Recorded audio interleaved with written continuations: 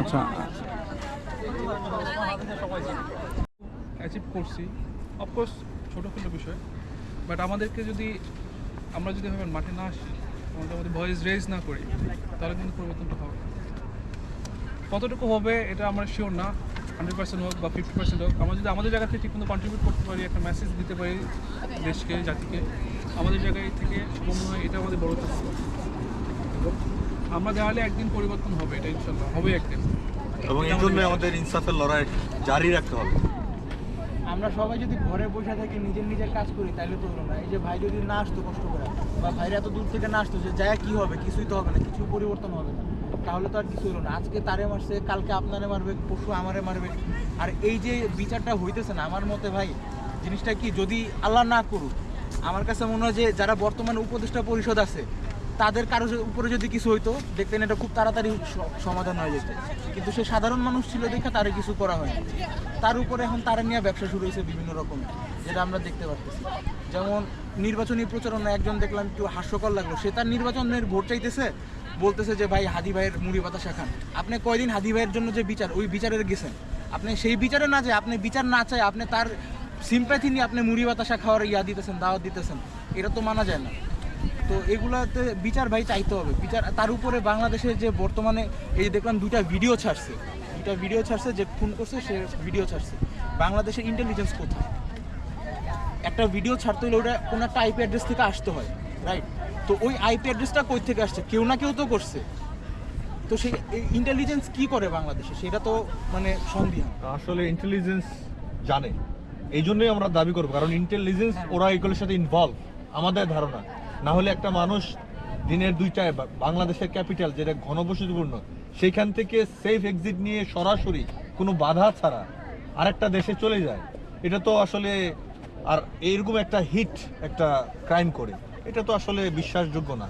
তাই অবশ্যই আমরা মনে করি যে যারা ইন্টেলিজেন্স আছে, যারা যেই পেটুয়া বাহিনী আজকে দেশ থেকে পালিয়ে গেছে, তাদের যারা ছত্রছায়া ছিল একদম প্রশাসন থেকে, গোয়েন্দা থেকে, সব জায়গায়, তারা নিশ্চয়ই সবাই পরিচয় বদলে ফেলেছে হয়তো সাময়িক সময়ের জন্য, কিন্তু তারা পালিয়ে যায়নি, এবং তাদের মদদেই হয়তো এই ঘটনাগুলো হচ্ছে, আজকে বিচার বিলম্বিত হচ্ছে।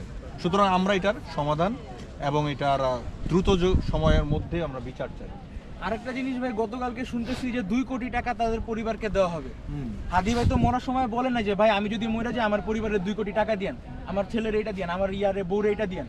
সে জাস্ট একটা জিনিস বলছিল যে আমি যদি মরে যাই ধৈরা বিচার করে। আপনি ওই জিনিসটা করতেছেন না, ওইটা বাদে আপনি সব জিনিস করতেছেন, খালি ওই একটা জিনিস আপনি করতেছেন না। আপনার সমস্যাটা কি? আপনার বাধাটা কোন জায়গায়? এখানে একটা গোপন শক্তি আছে, যেটার জন্য আমরা আমাদের বিচার যে দাবি, এটা বিলম্বিত হচ্ছে। এই গোপন শক্তিটা কে, এবং গোপন শক্তি মানে কতটা শক্তিধর? পুরো দেশের মানুষ যেখানে একমত, পুরো দেশের মানুষ যখন একটা বিচার চাইতেছে। আর আমরা আসলে আমাদের লড়াইটা শুধু হাদির বিচার না, আমাদের লড়াইটা হচ্ছে আমাদের দেশের এই সিস্টেমেটিক একটা পরিবর্তনের জন্য। হাদির জায়গায় যে কোনো একটা মানুষ, সাধারণ একটা মানুষ, আমরা চাই তার বিচার নিশ্চিত হোক। বিচার যে না হওয়ার যে একটা সংস্কৃতি তৈরি হয়েছে দেশে, আমাদের স্বাধীনতা যুদ্ধের পর থেকে এতদিন হয়ে গেল, আমরা কিন্তু আমাদের দেশে ন্যায় বিচার কায়েম করতে পারিনি। সাধারণ মানুষ সবসময় নির্যাতিত হয়েছে, তারা কোনো সময় সঠিক বিচার পায় নাই।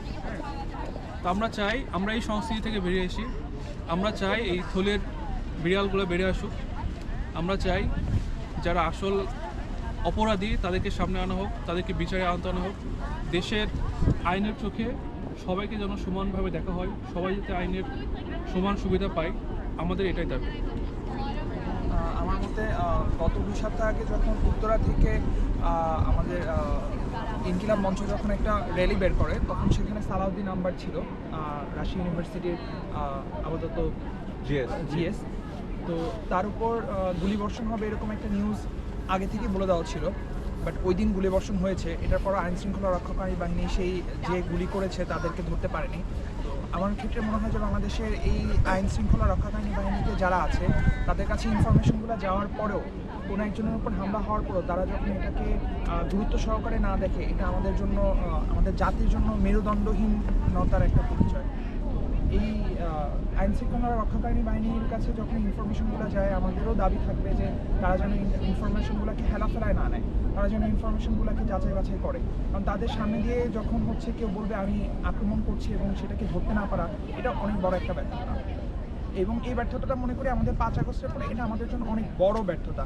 আগে এই ব্যর্থতাটা হতো হয়তো বা কোনো একটা জাতি বা মহল তাদেরকে আটকে রাখতো বা হচ্ছে কোনো বিচার সুষ্ঠুভাবে না করার জন্য অনেক বল প্রয়োগ করতো, কিন্তু 5 আগস্টের পরে আমরা এই জিনিসটুকু কেনই বা চিন্তা ভাবনা করবো? আর যদি আমাদের যে বর্তমানে যে আছে যারা হচ্ছে আইন শৃঙ্খলা রক্ষাকারী বাহিনী, তারা যে বেতন নেয়, তারা যে সব কিছু যে মানুষের ট্যাক্সের টাকার বেতন নেয়, কিন্তু কোনো কাজ করতে পারতেছে না। এর থেকে তো আমার কাছে মনে হয় যে এই যে যখন আমরা ডাকাত পিটাইছি সবচেয়ে ভালো কাজ করছে। কোনো একটা খবর পাইলে সবাই ওই জায়গায় প্রতিহত করছে। মানুষ চাকরি করে রাত জায়গা, সে রাতে পাহারা দিছে, দিনের বেলা চাকরি করছে। তো বেতনগুলা সাধারণ মানুষদের দেখ না, আইন শৃঙ্খলা রক্ষাকারী বাহিনী সরায় অনেক সমস্যা কি? এর থেকে তো ভালো ছিল। আদির যে ইনকমপ্লিট কাজগুলো, এগুলো আমাদের করে যেতে হবে। ভারতীয় আধিপত্যের বিরুদ্ধে আমাদের রুখে দাঁড়াইতে হবে। যখনই দেখবেন ভারতীয়রা কোনো একটা জিনিসকে সাপোর্ট করতেছে বাংলাদেশকে, তার মানে বুঝবেন যে আমাদের কাজ ঠিকমতো হচ্ছে না। কারণ তারা চায় আমাদেরকে শোষণ করতে, তারা চায় আমাদের অর্থনীতি ধ্বংস করতে। তারা দেখলাম যে 2 লাখ কোটি টাকার জাল নোট ঢুকাইছে, এবং সেটা ভারতীয় বাহিনীর মদতে 2 লাখ কোটি টাকার জাল নোট তারা বাংলাদেশে প্রবেশ করাইছে বাংলাদেশের অর্থনীতি ধ্বংস করার জন্য। এইভাবে তারা প্রতিটা সেক্টরে বাংলাদেশকে শোষণ করার চেষ্টা করতেছে। তা আমাদের এটার বিরুদ্ধে সবসময় কথা বলা জারি রাখতে হবে। আমি একটা জিনিস বলতে চাই যে উসমান হাদি মানে তাকে আমরা কি জন্য চিনি, ঠিক আছে, আমরা যে জিনিসটা চিনি তাকে একটা শব্দে চিনি আমরা, ইনসাফ। উসমান হাদি কি করলো? আমাদের ইনসাফের জন্য সে নিজের জীবনকে দিয়ে দিল। উসমান হাদি কি বলছিল যে জীবন আমি তারও ইনসাফ চাই যে আমার শত্রু। তাহলে সে শত্রুর ইনসাফ চায়, সে আমার ইনসাফ চায়, আমাদের ইনসাফ চায়। আমাদের ইনসাফ চায় যদি কেউ জীবন দিয়ে দেয়, তাহলে আমার কথা হচ্ছে যে আমি যদি তার ইনসাফের দাবিতে না দাঁড়াইতে পারি, তার ইনসাফ যদি আমি মানে সেটাকে যে কোনোভাবে করতে না পারি, তাহলে তো আমি তো তার সাথে বিট্রিয়া করতেছি। এটা তো আমি করতে পারি না। একটা বাংলাদেশের নাগরিক হয়ে আমি এটা করতে পারি না। আমি ইনসাফে বিশ্বাস করে আমি এটা করতে পারি না। আমি আমার মধ্যে এখন হাদিকে দেখি, সিরিয়াসলি আমি এটা ফিল করতে পারি। আমি ওনার থেকে এইগুলো শিখছি। সে তার সন্তানকে বলেছে যে সে তার সন্তানকে যেন সেরকম করে তৈরি করা হয় তার মৃত্যুর পরে। সে বিচার চেয়েছিল, তার যদি মৃত্যু হয় তাহলে সে খুনের জন্য বিচার করা হয়, সে সেটাই চাইছিল। ইন্টারিম এটা করতে পারতেছে না, ইটস ওকে, সে পারতেছে না। কোন একটা শক্তির কাছে সে হেরে যাচ্ছে, সেটা সে প্রকাশ করে দিলে, প্রকাশ করে দিলে আর কোনো দাবি দেওয়া থাকবে না তার কাছে। আমরা নতুন যে সরকার গঠন করবে তার কাছে গিয়ে আমরা চাইবো জিনিসটা। কিন্তু ইনসাফের দাবিতে যে মানুষটা জীবন দিল, তার ইনসাফের জন্য আমরা লড়ে যাব। এখন বুদাপেস্টে বসে আমরা লড়ে যাচ্ছি, খুব ভালো কথা, ঠিক আছে, সরকারের জন্য খুব বেশি একটা কিন্তু প্রবলেম ক্রিয়েট হইতেছে না। কিন্তু এই আমরাই কিন্তু যেহেতু ওই একই শক্তি, এক হাদি যদি পুরো দেশকে এভাবে নাড়ায় দিতে পারে, আর ওই শক্তি যেহেতু আমাদের উপর ভর করছে, তাহলে এইটা যখন আমরা সাপ্লাই যাব, কিংবা আমরা যখন কোথায় যাব, যখন বাংলাদেশের মাটিতে এটা করব, তখন কি করতে হবে? আমাদেরকে নাই ওই শাপলা চত্বরে যেটা ঘটানো হয়েছিল সেটা ঘটাইতে হবে, নাই 24-এর ঘটনা ঘটাইতে হবে, এরকম ম্যাসেকার করে মেরে ফেলতে হবে আমাদেরকে। মেরে ফেললে কি শক্তি ধ্বংস হয়ে যাবে? যাবে না, কিন্তু কোনোভাবেই যাবে না। তাই যদি হইতো তাহলে 24-এর শক্তিকে ওই যেভাবে খুন করা হয়েছিল, যেভাবে মানুষকে মারা হয়েছিল, সেভাবে তো তাহলে আওয়ামী লীগ সফল হতো। আমি একমত, তবে একটা বিষয়ে আমি দ্বিমত পোষণ করবো, সেটা হচ্ছে ইন্টেরিয়ম যে এটার বিচার করতে পারতেছেন, যা ঠিক আছে এটা বলা যাবে না। কারণ যারা দায়িত্ব নিছে, তারা শপথ করে নিছে যে দেশের আইন শৃঙ্খলা রক্ষা করবে এবং রাষ্ট্রীয় যে দায়িত্ব তারা সেভাবে তাদের পালন করবে। এটা অবশ্যই তাদের ব্যর্থতা, এবং এই ব্যর্থতার জন্য তাদেরও দায় আছে। আমি সেটাই বলেছি, এখানে পরবর্তী সরকারের জন্য রেখে দেওয়া যাবে না, এটা বিচারটা অতি দ্রুত করতে হবে আমাদের। হ্যাঁ, এবং সেটাই, সে যদি করতে না পারে তারা তাহলে সে রাষ্ট্রের প্রকাশ সুবিধা করতে হবে নিবে, কেন কিন্তু পারতেছে না। অপর গভর্নমেন্টকে কেন কাজ ধরায় দিবে? না, এটা তাদের কাজ, তাদের করতে হবে। তাদের আমলে এই তার সময় এটা হয়েছে, তাদের সময় অন্য হয়েছে, এটা তাদের নিশ্চিত করে তারপর তাদের নির্বাচন দিয়ে চাইতে হবে। তারপরে আরেকটা কথা বলছে, 90 দিনের ভিতরে বিচার হবে। 90 দিনের ভিতরে বিচার হবে, একটা কথা বলে শেষ করে দিছে। তারপরে আপডেট, আপনি আপডেট পাইছেন? আমি আপডেট পাইছি? কেউ আপডেট পাইছে? সবাই যখন দেওয়া হয়েছিল জানুয়ারি 5 তারিখ এবং জানুয়ারি 9 তারিখ, সেটার অবশ্যই আমরা কোনো বাস্তবায়ন দেখি। সেটা একটা আপনি ডেট দিছেন যে 90 দিনের ভিতরে শেষ হয়ে যাবে, আপনি হচ্ছে গিয়ে নির্বাচন দিয়ে আপনি একদম ফিসাবিলিল্লাহ বলে চলে যাবেন, তা তো না। ক্রস করে 6 ঘন্টা হয়ে গেছে, বর্ডার কিভাবে মূল আসামি তাকে দাবি করা হচ্ছে, তার অবস্থান সম্পর্কে বিভিন্ন জন বিভিন্ন মতামত দেয়। সরকার থেকে কোনো রকম কোনো পরিষ্কার মতামত নাই, কোনো স্টেটমেন্ট নাই, কোনো কিছুই পরিষ্কার না। ইলিয়াস আলী বাইরের থেকে বলতেছে যে কি একটা লোকেশন প্রিসাইসলি সে বলে দিতেছে, হোক সেটা হোক, আর সমস্যা নেই। তাহলে ইলিয়াস আলী সে বাইরের থেকে যদি একটা কিছু বলতে পারে, আপনার বাংলাদেশের ইন্টেলিজেন্স কিছু একটা কেন বলবে না? সে ভিডিওগুলো যে দেয়, ভিডিওগুলো কই, ভিডিওগুলোর এভিডেন্স কোথাও থেকে তো আসে, আইপি অ্যাড্রেস কোথাও থেকে তো সেটা আপলোড হয়, সেটা কোথায়? সবচাইতে মানে দুর্ভাগ্যের বিষয় হচ্ছে এটাই যে একটা সরকার যেটা গঠন হয়েছে সেটা হচ্ছে একটা স্টুডেন্ট আপরাইজিং এর মাধ্যমে। তো হাদি হচ্ছে তাদেরই একজন রিপ্রেজেন্টেটিভ বলা যায়। তো হাদি হত্যা মানে এরকম প্রকাশ্য দিবালোকে এরকম একটা অ্যাক্সিডেন্ট ঘটলো, কিন্তু আমাদের নিজেদের সরকার বলা যায় তো এটা আমাদেরই সরকার, বিকজ আমরাই তো এই সরকারকে ক্ষমতায় বসাইছি। তো সেই সরকার থাকা অবস্থাতেও যদি এই বিচারটা না হয়, এর চাইতে আনফরচুনেট ঘটনা সম্ভবত আর হওয়া সম্ভব না। এই জন্য আমরা সরকারের কাছে এটাই চাই যে মানে হাদি যখন এই মানে এই লড়াইয়ে নামছে, তখন হাদি এটা আসলে দেখতে পাচ্ছিল যে নিজেই যে he was seeing that he was coming. সে নিজেই জানতো, রিস্ক ফ্যাক্টরগুলো জানতো, সে নিজেই অনুমান করছিল যে তাকে মেরে ফেলা হইতে পারে, সে প্রত্যেকটা কনসিকুয়েন্সের জন্য সে প্রস্তুত ছিল। কিন্তু সে একটাই দাবি করছিল, যাতে আমাদেরকে মেরে ফেলা হবে, আমরা জানি আমাদেরকে মেরে ফেলা হইতে পারে, বাট অ্যাটলিস্ট আমাদের জন্য বিচারটা করেন। বিচারটা করেন এবং হ্যাঁ, আমাদের যে least দাবি যেটা সেটা যেটা পরবর্তীতে- চাইছে হাদি এটাও চায় না যে আমাকে প্রচুর পরিমাণে প্রোটোকল দেন, সিকিউরিটি দেন, ওসব কিছুই চায় না। হাদি চাইছে শুধুমাত্র বিচারটা। তার মাঝে আপনার সরকারের যে ব্যর্থতা সেটা হচ্ছে হাদির নাম্বারে প্রায় প্রতিদিনই অনেক আপনার হুমকি আসে, মৃত্যু হুমকি। Threat call আসতো। সেটা জিডিও করছে শাহবাগ থানায় গিয়ে, কিন্তু ওই জিডির যে নাম্বারগুলো, এই নাম্বারগুলোতে পুলিশ একবার ফোনও দিয়ে দেখে নাই। নাম্বারগুলো যে ইনকোয়ারি করবে যে এটা কার এনে যে দিয়ে করা, ওগুলো তো দূরে থাক, একবার একটা ফোন দিয়েও জিজ্ঞাসা করে নাই যে তুমি হাদিরা কেন থ্রেট দিলা। এবং হাদিগুলো বলেও এরকম গেছে। অথর্ব এটা একটা কাইন্ড অফ একটা বিট্রায়াল ফিলিং হয় আর কি, যে নিজেদের মানুষ নিজেরা এই মানে এই এটার জিনিসটা নাম্বার কেয়ার তো পুলিশের কাছে আছে, এটা একটা নাম্বারটা বিট্রায়াল দিয়ে ফিল হয়। ধরেন না আপনি। আচ্ছা, কত দূর থেকে আইসা বসছেন? আপনারা এমনি এমনি যদি বলি যে ভাই দেখা করব, আসেন, আসতেন? না না, আমাদের এখানে অনেকেই থাকে, অনেকের সাথে দেখা হয় না। সেটাই তো বলতেছি। স্বাধীনতার পর থেকে আমরা এইরকম একজন রাজনীতিবিদ চাচ্ছিলাম, এবং আমি বিশ্বাস করি বাংলাদেশে যদি 50 জন এইরকম ধারণার রাজনীতিবিদ হয়, এমপি হয়, পুরো বাংলাদেশ চেঞ্জ হয়ে যাবে। এবং সেই কারণেই অনেক মানুষ এখানে ইনভলভ থাকতে পারে, এটা আমি বিশ্বাস করি। বাংলাদেশের স্বার্থের জন্য কাজ করবেন, এবং যতক্ষণ ভারতীয় আধিপত্যের বিরুদ্ধে কাজ করবেন ততক্ষণ আমি আপনাকে সাপোর্ট দিব। আপনি যে দল করেন সমস্যা নেই, কোন ধর্মের আমি দেখাই বিষয় না, আপনি রিক্সাওয়ালা, ইঞ্জিনিয়ার, কোনো সমস্যা নাই। সেটাই। আর একটা কথা হচ্ছে, আমরা অনেকেই মনে করি যে 24 জুলাই হয়েছে কিন্তু আওয়ামী লীগের বিরুদ্ধে। আসলে ঘটনাটা সত্য না, এটা হয়েছে দিল্লির বিরুদ্ধে, ভারতের বিরুদ্ধে। এবং সে মাত্র একজন প্রতিনিধি, একটা দল, একটা গোষ্ঠী, এবং যে তার প্রতিনিধিকে, গোষ্ঠীকে তার হাওলাতে এখন নিয়ে নিয়েছে। যেই ভূমিকাই থাকুক, তারা যেই ভূমিকার পক্ষে থাকবে, এটা আমাদের বিপক্ষের কাজ এবং আমাদের দেশের বিরুদ্ধ কাজ। সুতরাং সবসময় যেই পক্ষটা ভারতের বিপক্ষে দাঁড়াবে, আমরা সেই পক্ষের লোক। এবং এটাই এখনকার ইনসাফ, হাদির ইনসাফ। হাদি আসলে যে কাজগুলো করে গেছে, যে কথাগুলো করে গেছে, এগুলোই সব আমাদের কথা।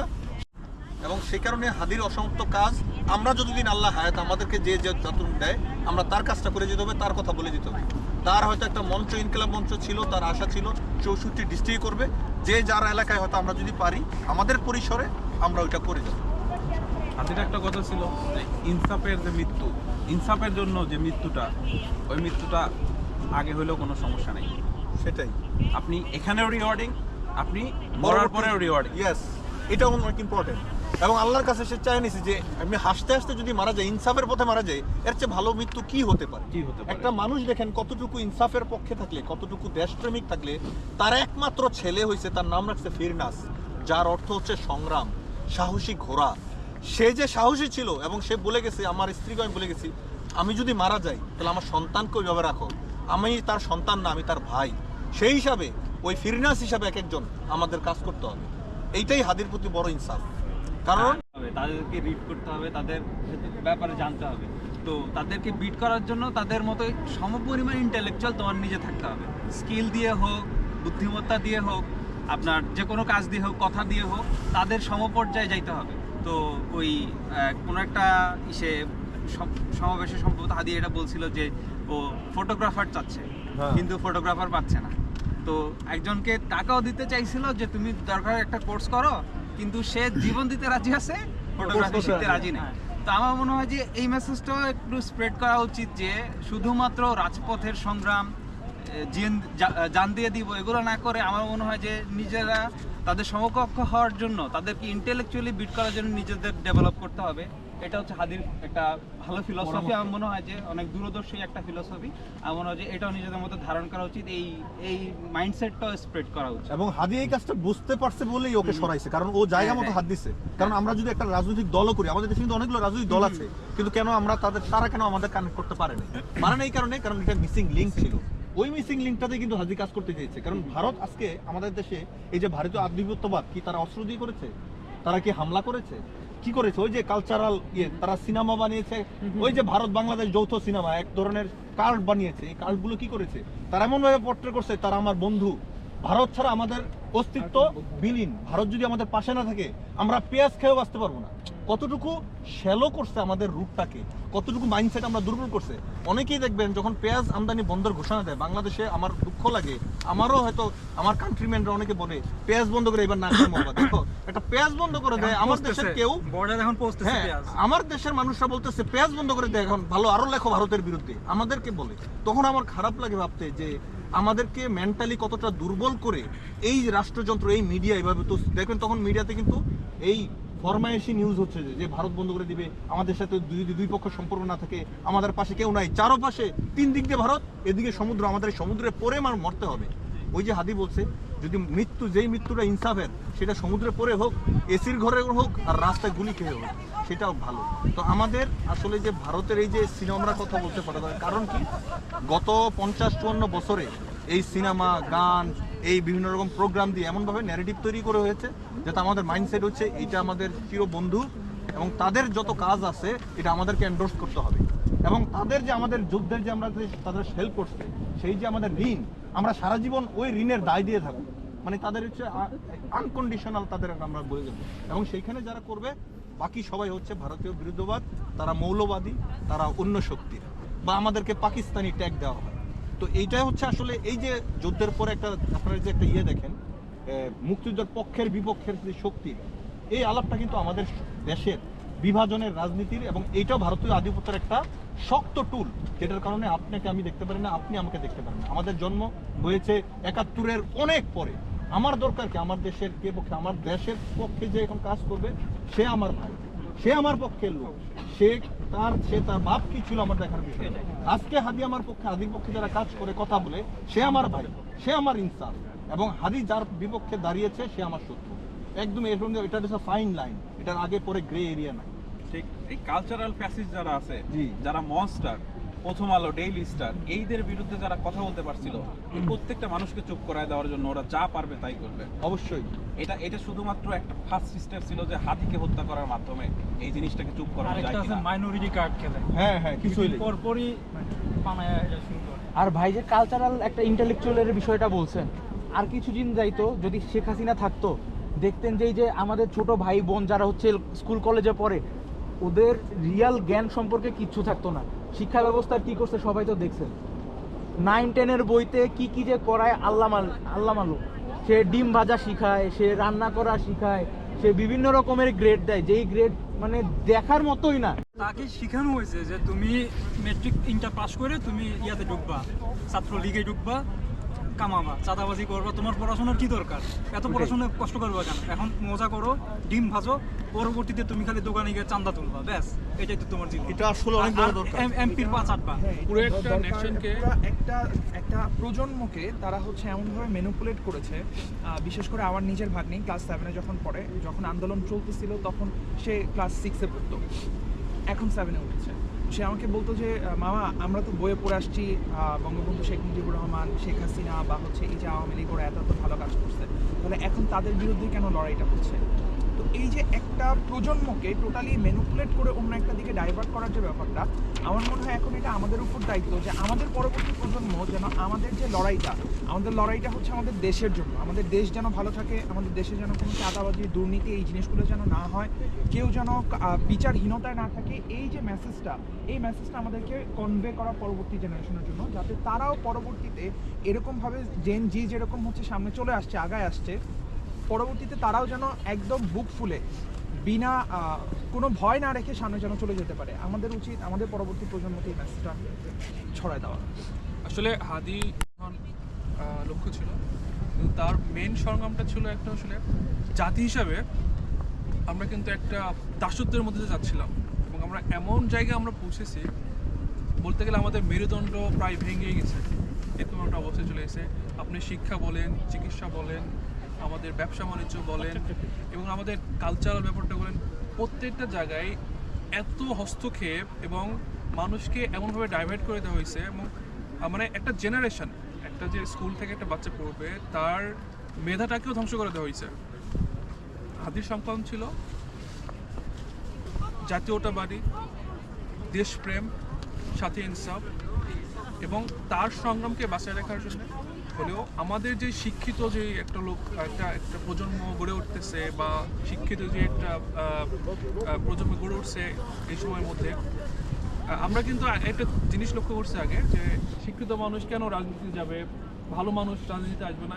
এটাও তো কিন্তু একটা এজেন্ডা, ভালো মানুষ তো রাজনীতিতে আসতে হবে, ভালো মানুষ কিন্তু দেশের জন্য কথা বলতে হবে, তাকে রাজনীতি করতে হবে কোনো বিষয় না। তবে সুসংবাদ হচ্ছে এইটা যে জুলাই গণঅভ্যুত্থানের পরে মানুষের মধ্যে এই ভয়গুলো কেটে গেছে। রাজনৈতিক তার মধ্যে সচেতনতা অন্যতম প্রধান যেই আমি বলবো মানুষকে দেশপ্রেম, ইনসাফ এই এক ছায়ে আনার জন্য সবচেয়ে বড় যে ভূমিকা পালন করছে ইনকিলাব মঞ্চ, আমাদের হাদি ভাই আমাদেরকে যেই পথটা দেখে গেছে, ইনসাফের পথে কথা বলা, ইনসাফের জন্য লড়াই করা, হ্যাঁ, দেশের সর্বস্তরের মানুষ, শিক্ষিত মানুষ যেন মানুষের জন্য কথা বলে, ইনসাফের জন্য লড়াই করে। আমরা চাইবো আমরা কিছুটা হলেও যদি আমরা হাদিকে ধারণ করতে পারি, কিছুটা হলেও যদি দেশের জন্য কথা বলতে পারি, আমরা যেখানে থাকি, আমরা যে জায়গায় থাকি, হ্যাঁ, যে পজিশনে থাকি, আমরা চাবো আমরা হাদির আদর্শকে ধারণ করতে। আমরা যদি দেশের জন্য কিছু করতে পারি, দেশের মানুষকে যদি ইন্সপায়ার করতে পারি, আমার মনে হবে যে আমরা যদি সবাই যদি আমরা এক প্ল্যাটফর্মে আসি। আমরা ইতিমধ্যে দেখছি, আমরা হচ্ছে জুলাইয়ের পর থেকে আমাদের যে একটা যে বলেন যে বাইরের যে একটা শিক্ষিত সমাজ বলেন, তারা কিন্তু অনেকটাই দেশের জন্য এখন অনেক বেশি কনসার্ন। তারা দেখতে পাচ্ছে যে আমাদের কথা বলার যে একটা ইফেক্ট, এটা কিন্তু অনেক স্ট্রং একটা ভয়েস আমরা দেশকে দিতে পারি এবং ইতিমধ্যে আমরা অনেক কিছু ছোট হলে অ্যাচিভ করছি। যেমন আমি একটা কথা বলতে চাই, এটা আমাদের ছোট, বাট আমার কাছে এটা অনেক বড় বিষয়। আমাদের ভোটাধিকার যে বিষয়টা, অনেকেই বলছে এটা পসিবল না এবং আনথিঙ্কেবল, রাইট। কিন্তু আমাদের ডায়াসপোরা যে কমিউনিটি বলেন, বাইরের মানুষ বলেন, দেশের অনেক রাজনীতিবিদ, তারা এই পরিবর্তনের জন্য কথা বলছে, যার ফলে আজকে আমি আমার ভোটে দিতে পারছি। আমার ভোটাধিকার, আমার নাগরিক অধিকার, আমার ইনসাফের অধিকার আমি প্রয়োগ করতে পারছি। আমি ইনসাফের পক্ষে ভোট দিতে পারছি। এটা আমার জন্য অনেক অনেক বিশাল একটা পাওয়া। তো আমরা চাইবো আমরা আমাদের প্রত্যেকের জায়গা থেকে যতটুকু পারি আমরা প্রোগ্রাম করতে হবে, কোনো বিষয় না। আমাদের আশেপাশে যে লোকজন আছে, আমাদের সোশ্যাল মিডিয়ার যে অ্যাক্টিভিটিগুলো আছে, আমরা যেন অ্যাটলিস্ট প্রচার করতে পারি, মানুষকে আমাদের মেসেজটা দিতে পারি। আমরা যেন এই আইডিওলজিটাকে আমরা আমাদের দ্বারাই কিন্তু আমরা ইনফ্লুয়েন্স। অবশ্যই আপনি যা বলবেন, আমি শুনবো, আমি কিন্তু ওইটাই চিন্তা করা শুরু করবো। আমরা হাদিকে কিভাবে জানি? আমরা কিন্তু হাদির দ্বারা ইনফ্লুয়েন্স, তাই না? অবশ্যই। হাদি আমাদেরকে এই জিনিসগুলো বুঝতে শিখাইছে যে আমরা কিভাবে ভারতীয় আধিপত্যের মধ্যে আছি। এই যে কালচারাল মানে যে কি বলবো মনস্টারগুলো আছে, এদেরকে চিনাই দিছে কারা? তো আমরা ইনফ্লুয়েন্স থাকার দ্বারা আমাদের দ্বারা যেন ওই বাকি মানুষ আমাদের সাথে যাদের ইন্টারাকশন হয় তারা যেন ইনফ্লুয়েন্স হতে পারে। আর আমাদের মধ্যে যেন এই চিন্তাটুকু না থাকে যে আচ্ছা আমার একার ভয়েসে কি হবে না, আমাদের একার ভয়েসই ম্যাটার্স। আমরা একার ভয়েসই আমাদের ঘর থেকেই শুরু করতে পারি। আমাদের ঘরে অনেক ছোট ছোট বাচ্চারা আছে, আমরা তাদের সাথে ডিসকাশন করতে পারি। আমরা নিজেদের মধ্যে এই মেসেজটুকু কনভে না করতে পারি, আমরা এমন একটা পর্যায়ে চলে আসছি যে আমাদেরকে মোটিভেশন দেওয়ার মতন এখন কেউ নাই। হয়তো আমরা যখন কাউকে বলবো, এর মাধ্যমে আমরা নিজেদেরকে অ্যাকচুয়ালি মোটিভ করবো। আমাদের এই জিনিসটুকু ধরে রাখা উচিত যে আমরা সবসময় কথা বলবো, আমাদেরকে কথা বলা উচিত, আমাদেরকে মেসেজ সামনে দেওয়া উচিত, আমাদেরকে মেসেজগুলো নিজেদের মধ্যে চিন্তা করা উচিত। আরেকটা জিনিস দেখা যায়, আমাদের হাসিনা গত 17 বছরে যেটা করেছে, রাজনীতির এমন একটা জায়গা গেছে, আমরা ভাবতাম যে রাজনীতি নিয়ে কথা বলা ভালো লোকের কাজ না, এটা ঘৃণিত কাজ, যারা ইনভলভ থাকে তারা নোংরা মানুষ। কিন্তু এটা কিন্তু আমাদের বলে রাখা ভালো, বা আমার নিজের মধ্যে একসময় এই চিন্তা ছিল। কিন্তু আমি যখন দেখলাম যে এই রাজনীতি আমার চালের দাম নির্ধারণ করে, এই রাজনীতি আমার তেলের দাম নির্ধারণ করে, এই রাজনীতি আমি যদি অসুস্থ হই হাসপাতালে আমি কি সেবা পাবো সেটা নির্ধারণ করে, এই রাজনীতি আমার মায়ের ওষুধের দাম নির্ধারণ করে, তখন আমি মনে করেছি যে এই ভাই ঘৃণা, এই রাজনীতি সার্বভৌমত্ব হ্যাঁ, নির্ধারণ এবং করে এই রাজনীতি আমার ঠিক আছে। সার্বভৌমত্ব, আমার আমার মানচিত্র ফরেন পলিসি কি হবে এটা নির্ধারণ করে। সুতরাং আমাকে আমার এটা দেশ নিয়ে সচেতন অস্ত্র হতে কিনবে হবে। কিনা এটা মানে এটা নির্ধারণ করে। বাইরের দেশ এগুলো নিয়ন্ত্রণ করতেছিল। এটা কি টেরিবল একটা সিচুয়েশন চিন্তা করা যায়? আমি কোথায় আমার বিমানবন্দর করব, কোথায় আমি কি কিনবো, সেটা আরেক দেশের সিদ্ধান্ত ক্লিয়ারেন্স না দিলে আমি কিনতে পারতাম না। কত বড় মানে একটা স্বাধীন দেশ আমার হাতে একটা পতাকা ধরিয়ে দিয়েছে, একটা মানচিত্র ধরিয়ে দিয়েছে, আর একটা সংবিধান। কিন্তু ওগুলোর মধ্য দিয়ে কিন্তু আমাকে ঠিকই রুলিং করতেছে। আমরা মনে করতেছি আমরা পতাকা ধরে আছি, আমি স্বাধীন, আমাদের একটা কনস্টিটিউশন আছে, আমার স্বাধীন, আমার 57,000 বর্গমাইল একটা আয়তন দিয়ে রাখছে, আমি স্বাধীন। কিন্তু আসলে যে হেজিমনিটা আমাকে দিয়ে রেখেছে, যার মাধ্যমে আসলে আমি একটা স্টেটে পরিণত হচ্ছিলাম, এবং হাসিনা ছিল সেই স্টেটের একজন মুখ্যমন্ত্রী। এবং আমাদের এই 17 বছর পরে যেটা জুলাই আমাদের যেটা দিয়েছে, যে আমাদের দেশ নিয়ে যে ভাবা দরকার, দেশ যে আমাদের দেশ নিয়ে প্রত্যেকটা মানুষ যে আমার হাদি হতে হবে, সেই জিনিসগুলো কিন্তু এই জুলাই আমাদের শিখিয়েছে। সুতরাং জুলাইকে যারা ধারণ করবে, জুলাইকে যতদিন ধরে রাখবে, আমরা মনে করবো যে আমাদের দেশ আমাদের হাতে থাকবে এবং দেশ সঠিক পথে থাকবে। যারা জুলাইয়ের বিরুদ্ধে কথা বলবে, তখন বুঝবেন যে এটা ভারতীয় পক্ষের এবং ভারতীয় আধিপত্যবাদের পক্ষের মানুষ। এবং আমরা যতদিন বেঁচে আছি, আমাদের সন্তানরা এবং যতদিন বেঁচে জুলাইয়ে আছে, যারা সরাসরি আমরা- জড়িত, মানে জুলাইয়ে যারা সরাসরি জড়িত, কেন 71-এ যারা সরাসরি জড়িত ছিল মুক্তিযুদ্ধ, আমরা কি দেখি নাই মুক্তিযুদ্ধ ফ্যাসিস্ট? জি, জুলাইয়ের মধ্যে যদি এরকম জড়িত হয়, মানে জুলাই বিক্রি করে। জুলাইকে বিক্রি করে, হ্যাঁ, জি। আমরা তার বিরুদ্ধে দাঁড়াবো। অবশ্যই বিচারটা কেন এটা ক্যাশ করা যাবে না। পার্সোনাল ফিলিং থেকে শেয়ার করি। যেমন উনি যে বলতেছিল যে একটা পলিটিক্যালি কনসিয়াস একটা জেনারেশন ক্রিয়েট হইতেছে, এটার একটা এক্সাম্পল আমি নিজেই। বিকজ এই জুলাই আপরাইজিং এর আগে আমার পলিটিক্স নিয়ে বিন্দুমাত্র কোনো আগ্রহের জায়গা ছিল না। তো আমি পলিটিক্সের ব্যাপারে জানা শুরু করছি, আগ্রহ দেখানো শুরু করছি, দেশের পলিসিগুলো কিভাবে নির্ধারণ হইতেছে, সোজা কথায় সচেতন হওয়া শুরু করছি। তো আমার মনে হয় যে এই গোটা একটা জেনারেশন এখন পলিটিক্যালি খুবই মানে খোঁজ খবর রাখে, হ্যাঁ, অনেক কনসিয়াস। তো আমার মনে হয় যে এই জেনারেশনটাকে বড়ভাবে লেট ডাউন করা হবে যদি হাদি হত্যার বিচারটা না হয়, বা জুলাই থেকে আমরা কোনো একটা ফ্রুট না পাইতে পারি, ঠিক আছে? তো জুলাই আপরাইজিং এর মানে এইটা থেকে একটা ফলাফল পাওয়ার জন্য হইলেও আমাদের এই একটা এক্সাম্পল দেখাইতে হবে যে এরকম মানে জাস্ট খুন করে। আর আমাদের একটা কথা, শত্রু চিনতে হবে। শত্রু মানে কি, এখন দেখবেন একটা গ্রুপ আছে যারা পলিটিক্যালি এক্সপোজড না, কিন্তু তারা এমন একটা কথা বলে যে এরকম যে আমাদের রাজনীতি এগুলো যেমন এগুলো করে কি হবে, আমাদের দেশ যেভাবে চলতেছিল সেইভাবেই চলবে। কিন্তু আসলে আমরা যদি সবাই এই বলয়ের মধ্যে ঢুকে যাই, তখন কিন্তু ওই যে এটা বাস্তবায়ন হয়, এবং তাদের অন্তরে কিন্তু ওইটা আছে। কারণ এগুলো নিয়ে যখন আমরা জুলাই নিয়ে, দেশ নিয়ে যত কথা বলবো, তখন কিন্তু ওই যে আরেকটা যে শক্তি, তারা কিন্তু এই অন্তরালে শক্তি সঞ্চার করে তারা আবার ফিরে আসার পায়তারা করবে। সুতরাং আমাদের থাকবে যে জুলাইয়ের যে স্পিরিট, সেটাকে ধারণ করা। এবং অনেকেই এটাকে যারা বিতর্কিত করতে চায় যে এই জেনারেশনে যারা আছে, পলিটিক্সে কিছু হয় না, মানুষটা কিছু মারা গেছে, অনেকেই দেখবেন এইভাবে বলে লাইটলি, সে জুলাইয়ের বিপক্ষে বলছে না, কিন্তু এভাবে বলছে যে ওই অনেকে মারা গেছে, কি হয়েছে, এই মানুষগুলো যে মারা গেছে এগুলো পাড়া পলিটিক্স ভাই, এগুলো কিছু মানুষ দিন দিছে, এগুলো অমুকের ছেলে, এরা কারো ছিল, দেখবেন এইভাবে বলে আমাদেরকে ডিমোটিভেট করতেছে। কিন্তু জুলাইয়ের রক্তের দাম আমরা দিতে হবে, আমরা রাখবো। এবং আমরা বুঝেছি এগুলো এমনি রক্ত দেয় নাই। এবং শুধু হাদি না, জুলাই 1400 যারা মারা গেছে এবং হাজার হাজার যে আহত আছে, প্রত্যেকের চোখ আমরা হব, প্রত্যেকের পা আমরা হব, প্রত্যেকের হাত হারাইছে যারা আমরা হাত হব, যারা জবান হারাইছে তাদের জবান আমরা হব। সুতরাং যারা এইভাবেই বলে না, আমাদের এই মানুষগুলা যাতে পঙ্গু হয়ে মনে না করতে পারে আমার পা দেওয়াটা ব্যর্থ ছিল, যারা চোখ হারাইছে তারা যেন মনে না করতে পারে আমি অন্ধ, আমি দেখি না, আমার ভাই তো দেখে, আমি তার চোখ দিয়ে আমার চোখ দিয়ে তাকে দেখাবো। সুতরাং আমরা যারা যেভাবেই বলুক যে হ্যাঁ আমাদের রাজনীতি করে বা আমাদের দেশকে, আমাদের দেশ বিদেশি কোনো শক্তি এসে ঠিক করে দিবে না। আমরা এই দেশের ভূমিপুত্র, আমাদের ভূমিপুত্র হিসেবে এই দেশের রক্ত মাংসে আমরা গড়েছি, আমরা এই দেশে জন্মগ্রহণ করেছি, সেই রক্তের দাম, সেই মাটির দাম আমাদের প্রত্যেকে দিতে হবে। যারা আমরা কান্না করেছি জুলাইয়ে, যারা হাদির জন্য কান্না করেছি, প্রত্যেকটা অশ্রুর দাম আমরা থাকবো, এবং আমাদের পরবর্তী প্রজন্মকে আমরা সেই শিক্ষা দিয়ে যাবো। এবং যেটা স্বপ্ন ছিল হাদির, যে আমার পুত্র ফিরনাসও যেন তাকে ওইভাবে প্রস্তুত করা যায়, সেই ইনসাফের লড়াই থাকবে। আমরা আবারও বলি, আমরা প্রত্যেকেই হাদির ভাই, প্রত্যেকেই জুলাইয়ের শক্তি। আমরা দেশে বিদেশে যেখানেই ছিলাম, আমরা দেশের পক্ষে ছিলাম, আজীবন থাকবো। দেশের বিপক্ষে যেই শক্তি, যেই দল, যেই গ্রুপ, যেটা জুলাই যোদ্ধাও হয়, যদি কেউ বিপক্ষে থাকে, আমরা সবসময় তার বিরুদ্ধে যাব।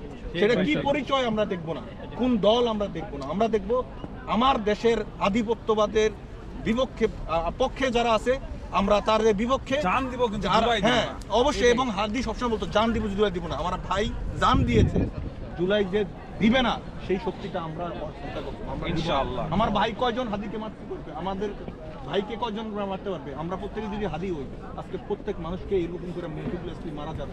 হাদিকে মারা যায় না, হাদিকে কি মেরে ফেলা গেছে, হাদিকে কি থামিয়ে দেওয়া গেছে? হাদি কত শক্তিশালী হয়ে ফেরত আসছে। হাদি বুদাপেস্টে এখন, হাদি লন্ডনে, হাদি নিউ ইয়র্কে, হাদি নাই কোথায়? আপনি আপনারা তো আসলে চিন্তা করেন। conversation-এ, বিবাহতে জানা যায় প্রত্যেক জায়গায় মানুষ কিন্তু হাদির প্রেজেন্স দেখাচ্ছে। তার মানে কি মানুষ হাদিকে হারাইতে দিবে না, এবং হাদি এই কথাটা এই স্বপ্নটা দেখতো, a person can die, idea can হাদি কিন্তু ওই মসজিদে বসে, বুদাপেস্টের মসজিদে হাদির জন্য দোয়া করা হইতো না। এখন হয়, হয়তো এখন হয় বুদাপেস্টে মসজিদে বসে আমরা জুমার নামাজ পড়ে হাদির জন্য দোয়া করি। কালকে একটা ভাইকে ফোন করলাম, সে বলতেছে ভাই আমি যে হাদির জন্য কত কান্না করি আপনি আমাকে আগে জানালেন না। কালকে আমার ইন্টারনেট কানেকশন দিতে একটা লোক আসবে, ঠিক আছে আমি এই জায়গাটাতে থাকতে পারবো না, আপনি আমাকে আগে জানালেন না। সে কি ইমোশনালি আমাকে যে জিনিসটা বলছে, আমার নিজের কাছে খুবই গিল্টি লাগছে যে আমি তাকে আগে জানাইতে পারি নাই। আমি কি এত গুরুত্বপূর্ণ কাজ নিয়ে ব্যস্ত ছিলাম যে আমি তাকে ইনফর্ম করতে পারি নাই। পার্সোনালি আমাকে এতটা এফেক্ট করছে যে আমার একটা লিটারালি পরীক্ষা খারাপ হয়ে গেছে, একটা পরীক্ষায় প্রথম ফেল করেছে। সারা রাত ও টপকে দিচ্ছে। সকালে আমার জন সারা রাত টপকে 3টা পর্যন্ত টপকে দিচ্ছি। আমি এই যে আসার আগেও হাদির একটা ইয়া দিয়ে আসতাম স্ট্যাটাস, মানে আমার এমন একটা হইছে অভ্যাস, হাদি একটা উন্মাদনা, মানে এই ছেলেটা এমন একটা জিনিস দিয়েছে যেটা আমার একটা অভ্যাস হয়ে গেছে, দেশ নিয়ে চিন্তা করা। যেসব গাদ্দার বাংলাদেশে বইসা বাংলাদেশের পক্ষে কথা বলার জন্য হত্যা করছে, এসব গাদ্দারকে প্রকাশ করা উচিত সরকারের। তো আমার মনে হয় যে এনার্জিটা ভালোভাবেই সার্কুলেটেড দেশের- হইতেছে। আমরা কাউকে কেউ এখানে ফোর্স করে নাই, প্রত্যেকে নিজের জায়গা থেকে আসছে। তো দেশের আমার মনে হয় যে খায়া আরেক দেশের এই সে জিনিসটা নিজেদের মধ্যে আছে, জাস্ট এটা স্প্রেড কি করে দিয়ে পরিমাণে আমরা গাদ্দার এগুলা। এটাই হবে। না, নোমান Start একটু করছে। একটু একটু আমি ইন্টারাপ্ট করতেছি, সরি। মানে নোমানের বিষয়ে আমি বলি, নোমানকে আমি ওই তখন থেকে অ্যাক্টিভ দেখছি যখন আমাদের ভোট অধিকারটা প্রায় মানে হবে না হয়ে গেল বিষয়টা এরকম। আমি মানে কি বলবো, খুবই ফখরুল ভাই খুবই মোটিভেটেড একটা মানুষ, আপনারা তাকে চিনেন। সে আমাকে বলতেছে মনে হয় ভাই এবার হবে না। ঠিক এই সময়টাতে নোমান যে পরিমাণ অ্যাক্টিভ ছিল সব কিছুতে, আপনারা জানেন যে এর আগেও সে কিভাবে সিগনেচার কালেক্ট করছে সব জায়গা থেকে, এবং এই জায়গাটা এই ইভেন্টটা সে যখন আমাকে মেসেজ দিল ঠিক আছে যে ভাই এটা করতে হবে, তো আমি তাকে বললাম যে ঠিক আছে প্লিজ এটা করো, মানে আমি এটা মন থেকে যাচ্ছি। ও বললো যে ভাই আমি তো এতগুলো সমস্যায় আছি কিন্তু আমি এটা করব। তো এরপরে কিন্তু সে ঠিকই করছে এই জিনিসটা করার জন্য আমি জানি না যে মানসিক শক্তিটা দরকার, এটা ওর মধ্যে আমি সবসময় পাইছি, আমি এটা অ্যাপ্রিসিয়েট করি। আমি চাই যে আমার ভাই যারা, ঠিক আছে হাদিকে আমি ভাই মানি, এখানে যারা আছে সবাই আমার ভাই, ঠিক আছে। আমি কিন্তু এই যে ইনসাফকে যখন ওসমান হাদি তো সবার জন্য ইনসাফ চাইছে, তাই না? আমি আমার ভাইদেরকে এই ইনসাফের জন্য যে লড়তে দেখতেছি, আমি সবাইকে হাদি মনে করি, এরা সবাই আমার ভাই। আমি চাই এরকম ভাই আমার আরো সব জায়গায় থাকুক, আরো বেশি বেশি ভাই তৈরি হোক আমার মধ্যে। ধন্যবাদ নোমান। আমরা এই ভোটাধিকারের জন্য সে যেদিন ইয়ে করছিলাম, আমরা জড়ো হয়েছিলাম, মানে ওই দিন কিন্তু আমরা ওই সময় আমরা বিশ্বাস করতেছি আচ্ছা আমরা দেওয়ার কাজ করতেছি, আসলে মনে হয় হবে না, কিন্তু আসলে ওই যে সবাই এইভাবে ছোট ছোট কাজ করে কিন্তু আলটিমেটলি আমরা আমাদের অধিকারটা কিন্তু পেয়েছি। তো সেইটা এই জন্যই আসলে কি আমরা অনেক সময় মনে করি যে আমাদের ভয়েস আসলে ম্যাটার করে না, কিন্তু আসলে এই ক্ষুদ্র ক্ষুদ্র ভয়েসগুলো মিলেই কিন্তু জুলাইয়ের মতন একটা আপরাইজিং হয়েছে।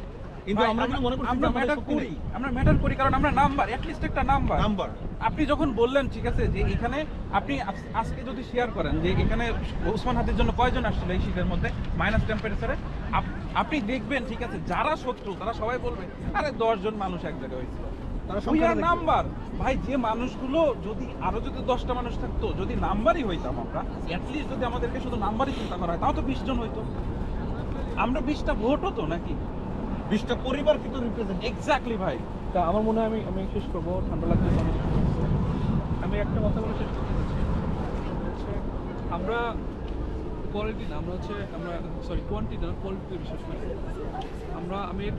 আমার যেটা বিশ্বাস, আমরা যার বাইরে আছি, আমরা যেখানে আছি, যে পজিশনে থাকি, ডাজেন্ট ম্যাটার, কিন্তু আমাদের থেকে এই ভয়েসটা যখন দেশে যায়, লেটস সে আমাদের সাথে ফেসবুকে 1000 মানুষ কানেক্ট আছে, 2000 মানুষ কানেক্ট আছে, তাদের সাথে আরও কানেক্ট আছে, মানে আমাদের কথা কিন্তু তাদের কাছে, দেশের মানুষের কাছে অনেক সিগনিফিক্যান্ট। অবশ্যই আমরা আমাদেরকে জায়গা থেকে হয়তো সেভাবে মনে করি না আমাদের ভয়েসটা আসলে কতটা স্ট্রং, এটা আসলে বা উইক এটা মনে করার কোনো কারণ নাই। আমাদের ভয়েসটা মনে করি অনেক স্ট্রং। আমাদের যেভাবে মানুষজন দেখে, আমাদের যে মানুষকে ফলো করে, দেশের সাধারণ একটা মানুষ বা দেশের একটা উচ্চপদস্থ মানুষকে কিন্তু মানুষ সেভাবে গড়ে না। আমরা যেই মেসেজটা বা যে এনভায়রনমেন্টটা বা যে কালচারটা বিলং করি, বা আমাদের থিঙ্কিংটা যে লেভেলে আমরা নিয়ে গেছি, আমরা না চাইলেও কিন্তু দেশের মানুষকে আমাদেরকে মূল্যায়ন করে। তো আমি চাইবো আমাদের প্রত্যেকের জায়গা থেকে যতটুকু সম্ভব আমাদের এই ন্যায় বিচারের পক্ষে যে দাবিটা আমরা চাই স্প্রেড করি। হয়তো দু একটা ফেসবুকের পোস্ট মনে হবে কিছুই না, বাট এটা অনেক বড় একটা ইম্প্যাক্ট ফেলতে পারে। Exactly. এটা অনেক বড় ইম্প্যাক্ট ফেলতে চলে আসছে না এটা অনেক কিছু আমরা চাবো এখন আমরা সবাই অ্যাটলিস্ট সবার, আমি গ্রুপে ফটো শেয়ার করে দিব, সবাই অ্যাটলিস্ট একটা হ্যাশট্যাগ বা দুটো হ্যাশট্যাগ দিয়ে একটা পোস্ট বা একটা স্টোরি সবার যার যার ওয়াল এটা করবেন, এটা যাতে আর আমি মানুষ বুঝে আরেকটা যে আমরা চাচ্ছি আছি। কনক্লুডিং, আমার অল্প ভাই এরকম পরে আসছে, আমরা চাচ্ছি আমি লাস্ট যদি একটা গ্রুপ ফিকশন নিতে পারি। হ্যাঁ হ্যাঁ অবশ্যই। আচ্ছা আরেকটা অফ টপিক, ঠিক আছে আমরা করতে আলোচনা করি।